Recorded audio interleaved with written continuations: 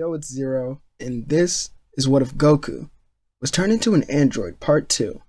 In the last part, we did leave off with the race to Namek for the Dragon Balls. If you do want this series to continue on to a part 3, get this video to 70 likes. Once that happens, I'll make another part as fast as possible. If you haven't already, make sure to subscribe to my channel, that way you can be notified when I do post another part. All my links to my intro music, my Discord, and my second channel are down below as usual. And also comment down some more things that you do want to see in future parts of this What If. Now, without any more wait at all, let's get started. Go, let's get it. I'm a trapping fanatic, that shit automatic, so I cannot turn it on or off. Bitches all on my dick, then she hop on my dick, I'm like, why you keep hopping on and off? Yo, bitch all on my dick, she be doing the most, I tell her, little bitch, she so extra. And my gun up on me, but not run up on me, niggas, they wanna fight, they some wrestlers. Once Bulma finished the ship, Raditz and Piccolo got on the ship and headed to Namek. There was a gravity room within it, so they could get some training in as well. However, the ship, as it took off, Raditz would question how his brother would get to the planet, but Piccolo assures him that his other half already had a plan for this.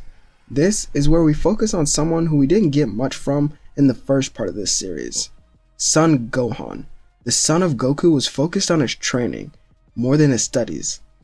This was due to him being so far ahead in school, and also because of Bulma here, as she would be a heavy influence. And if this didn't work, we could argue that Bulma here would promise Chi-Chi that Gohan would get a top spot at Capsule Corp's company when he was of age. Gohan, he'd be more focused on his training with Master Roshi. The boy then hears the voice of Kami within his head. Gohan, find the Dragon Balls and bring them to the lookout immediately. Gohan by now wouldn't know how to fly and sense ki, so the first thing he does is go to find Bulma, who gives him the Dragon Radar. Gohan then flies around the world and gathers his Dragon Balls with ease, bringing them back to Kami. Kami leaves Gohan with Mr. Popo, as he would then head into the Room of Spirit and Time with them for some reason. When he exits a day later, Kami was much stronger, most likely at the power level of Nappa even. Gohan wondered what that room was, but would ask about the Dragon Balls, as Kami then shows them to the boy, who noticed that they seemed different in a way. They were a little bigger after all, and this was due to the training of Kami that modified the wish orbs. Now they could grant 3 wishes, but only could revive 1 person out of all 3 wishes. Gohan says that this is amazing, as they would summon the dragon. Goku then uses King Kai to talk to his son. Hey Gohan, don't take me to the ship yet. I still have some training I want to finish. And when I finish, I'll come to the lookout. So make sure you're ready to train when I come back to Earth. Gohan understands and explains this to Kami, as another week would go by as Goku would arrive on Earth. And the first thing he does is go to see Bulma. This is where he gets some more upgrades, because some of his parts were damaged. Once this was done, there was still 1 more week before Raditz and Piccolo would arrive to Namek, as Goku takes Gohan to the lookout. His son would wonder what the two were going to do up here, as they didn't have much time at all, but they would head into the Room of Spirit and Time. The two go in, and while inside, the first thing on the list is getting Gohan used to intense combat situations. This was done in canon, but here, there isn't as much pressure, especially since it's training with his own father. Gohan still doesn't like fighting, but his father helps him understand on why he needs to be strong, to protect the ones he loves. Constant advice like this definitely helps push Gohan to be a more confident fighter. The last thing Goku teaches Gohan is the basic Kaioken, as he would only know the first steps to it, but this is due to him being a kid. Let's talk about Goku here a little bit too. His android parts were upgraded so that he gained a new ability. Bulma took inspiration from Piccolo, or the research done on him, and from this she was able to create a sort of regeneration factor for the mechanical parts within his body. This was due to the info that Goku gave her on Kaioken, If you are confused on what I mean, well, when Goku uses Kaioken from now on, his body sort of repairs itself. Not his Saiyan or human-like parts. His mechanical parts would basically help itself. However, it's still, well, this would only work if he remains in low levels. Well, the mechanical parts can't regenerate as fast as like a Kaioken times 20 is what I mean. For the rest of the 2 months, or the last 2 months in the chamber, the two would rest, as they would exit much stronger. Kami can't even believe their strength. If you would want to gauge their power level, Goku right now would be around 2.5 million, as Gohan would be about 1 million. I know this may seem high, but the two of them trained intensely for 10 to 11 months. In canon, Goku only had, well, he had way less time than that, and he got insanely strong. They get the sensu from Korin and would summon the dragon, and instead of transporting to the ship, they would head right for Namek. Goku senses the closest energy and would fly that way with his son behind him. They end up overlooking a village that was being, well, the village that Krillin and Gohan found in the original. This village was being attacked by Frieza and his soldiers. Goku jumps out to save the Namekian boy with a solar flare, blinding everyone, as Gohan wastes no time in grabbing Dende, as his father, well, the father and son would now flee the scene. They fly away at high speeds, and Gohan realizes that they didn't get away as he sees the Doria following them close. Gohan tosses Dende to his father and tells him to keep going, as Goku would nod, and Gohan would power up, as he would then break the low-tier scouter. What? How's this brat so strong? He then shouts out, Masenko! A giant beam of light then flashes across the sky and erases the Frieza soldier before he even knew what hit him. Gohan then lowers his ki and follows his father. By the time this was going on, Raditz and Piccolo would soon be getting close to arriving, as they would arrive. And due to the scouters being destroyed, the Ginyu Force is still called down. Goku and Gohan are taken to the Grand Elder by Dende, where they're let in by Nail.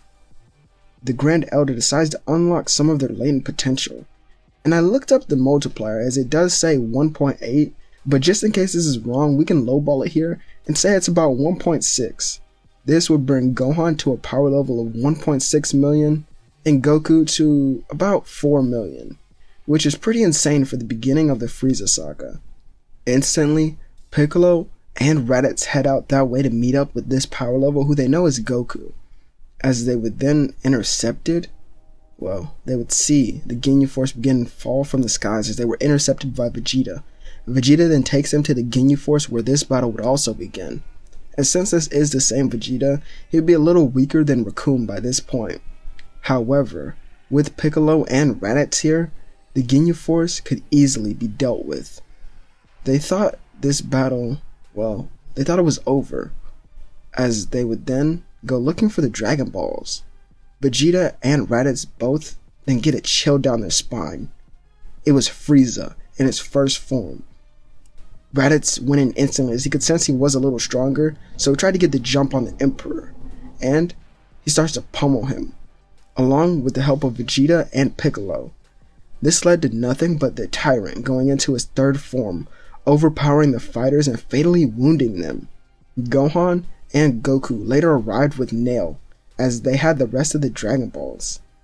Goku then looked toward Gohan, find Dende, and the rest of the Dragon Ball son, as the boy would nod, and he begins flying away. However, Frieza doesn't want to let the child go, so he shoots a death beam towards him, as Goku appears right in front of it, smacking it into an island. Your fight is with me. You insolent monkey! Move out of my way so I can kill that child. Goku dodges a punch from Frieza and then slams his fist into the stomach of the Tyrant. Frieza had the wind knocked out of him, so he began to holding his chest. You think you can just torment the people of this planet? You heartless monster. And you even tried to hurt my son as well as injuring my friends and my brother. Goku then swings his legs, sending Frieza flying. He gives each of them a senzu bean, which gives them a small Zenkai, well, everyone but Piccolo. as this heals them, but Nail begins looking at Piccolo, as the two will begin talking about something while the rest of the Saiyans stand up and get ready to fight Frieza. The Emperor gets up from the rubble, standing on a rock. How foolish, and yet you haven't seen my true power. Feast your eyes on a power none of you monkeys can even compare to. Frieza goes into his final form, and its base power is it's still a little below Goku's, but after some powering up, he is far above. The fight begins again, and the three Saiyans find it difficult to find an opening on Frieza. Their fight goes on for a while, and it's clear they still aren't strong enough. Goku was about to be kicked in the chest, however Piccolo jumped back in to help. They all wondered why he was so much stronger now, and this fusion between Nail and Piccolo pushed his power, even higher thanks to his prior training. He's now above Gohan's power. Speaking of the boy, while this battle was going on, he had gathered all the Dragon Balls, thanks to the Dragon Radar that he still kept from Bulma.